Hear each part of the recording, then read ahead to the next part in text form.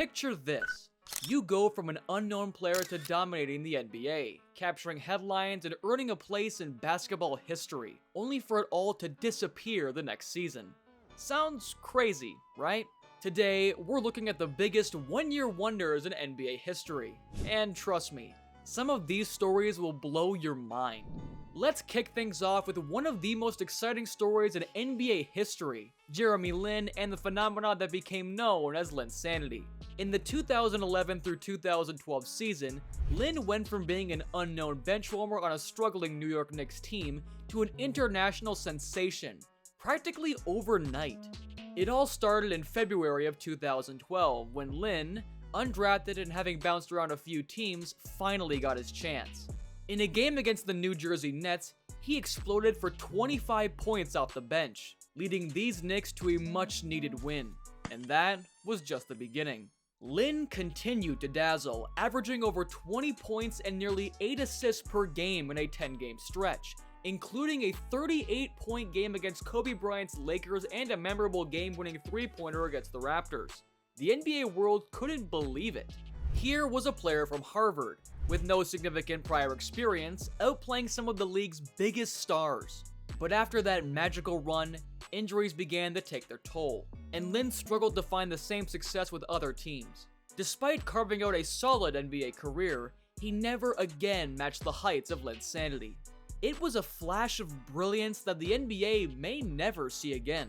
Next up, Michael Carter Williams, the 11th pick in the 2013 NBA Draft. MCW made an immediate impact for the Philadelphia 76ers. On opening night, he shocked the league with a near quadruple-double, posting 22 points, 12 assists, 7 rebounds, and 9 steals against the defending champions Miami Heat. That performance set the tone for the rest of his rookie season. Carter Williams averaged 16.7 points, 6.3 assists, and 6.2 rebounds per game and was named Rookie of the Year in 2014. His unique combination of size, vision, and defensive instincts had everyone believing he was the future of the point guard position. But after his first season, things began to unravel. He was traded to the Milwaukee Bucks the following year, and his shooting woes became more evident. Injuries also started to pile up, and MCW never found the consistency needed to remain a starting caliber point guard in the league. Today, Carter Williams is still around the NBA, but he's mostly played as a backup. His Rookie of the Year season remains a glimpse of what could have been, a peak that, sadly, he never came close to reaching again. Few players have entered the NBA with as much immediate impact as Tyreke Evans did in the 2019 through 2010 season.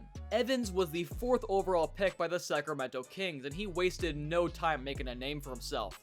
In his rookie season, Evans joined Oscar Robertson, Michael Jordan, and LeBron James as the only rookies in NBA history to average 20 points, 5 rebounds, and 5 assists per game. That rare feat earned him Rookie of the Year honors. Evans' blend of size, strength, and agility made him a nightmare for defenders. He could drive the basket at will, finish through contact, and had an impressive court vision for a player his size.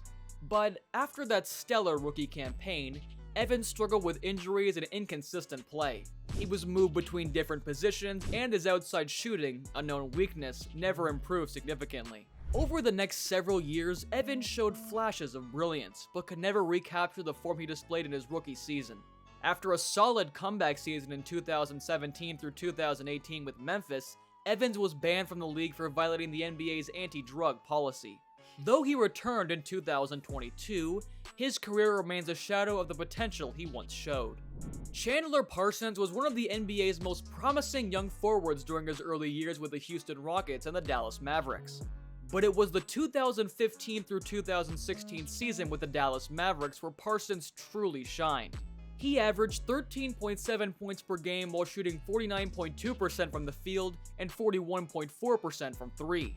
That performance earned him a max contract with the Memphis Grizzlies.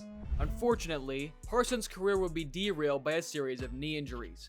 He played only a handful of games over the next few years and never regained his prior form. The high expectations that came from his max contract were never met, and Parsons ultimately retired from the NBA in 2020, a one-year wonder whose career was cut short by injuries. Parsons is a case study on how fast things can change in professional sports.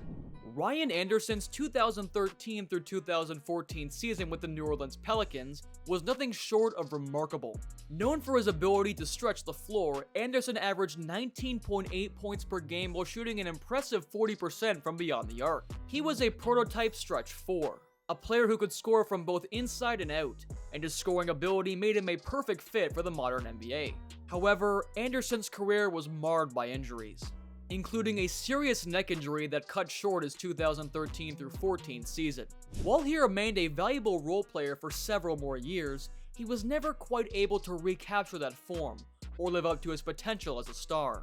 Today, he's remembered as one of the greatest stretch fours of his time, but his peak lasted for just one season. Andrew Bynum was a two-time NBA champion with the Los Angeles Lakers, but his peak came during the 2011 through 2012 season when he made his only All-Star appearance. Bynum averaged 18.7 points, 11.8 rebounds, and 1.9 blocks per game, establishing himself as one of the premier centers inside the league. And at just 24 years old, the sky seemed to be the limit for Bynum. However, a combination of knee injuries and off-court issues quickly derailed his career. After being traded to the Philadelphia 76ers, he never played a game for them due to knee injuries, and eventually found himself out of the league by 2014. Bynum's fall from grace was as dramatic as his rise, making him a prime example of a one-year wonder. Bobby Simmons is another name that often comes up in the one-year wonder conversation. During the 2004 through 2005 season, Simmons exploded on the scene with the Los Angeles Clippers. After bouncing around the league for a few years, he found a rhythm in LA, averaging 16.4 points, 5.9 rebounds, and 2.7 assists per game. His stellar play earned him the NBA's Most Improved Player award. The Milwaukee Bucks saw this potential and signed him to a lucrative 5-year, $47 million contract. But after that career year, Simmons struggled with injuries and never came close to matching his output from the 2004 through 2005 season. Knee and ankle injuries took their toll, limiting his effectiveness and leading to a rapid decline. By 2012, Simmons was out of the league, remembered primarily for that single standout season. Dante Green is a name that many might not remember, but during the 2008 through 2009 season, he showed flashes of becoming a special player. Drafted 28th overall in 2008, Green was known for his shooting range and athleticism as a 6'11" forward. In his rookie season with the Sacramento Kings, Green scored a career high of 40 points in a game against the Memphis Grizzlies, showcasing his ability to stretch the floor and create mismatches. However, Green's inconsistency quickly became a problem. Despite his potential, he struggled with shot selection and defensive lapses, and by 2012, he was out of the NBA. Green's short-lived run was a tale of unfulfilled potential, and he soon found himself playing overseas and in smaller leagues, never managing to replicate that initial burst of promise.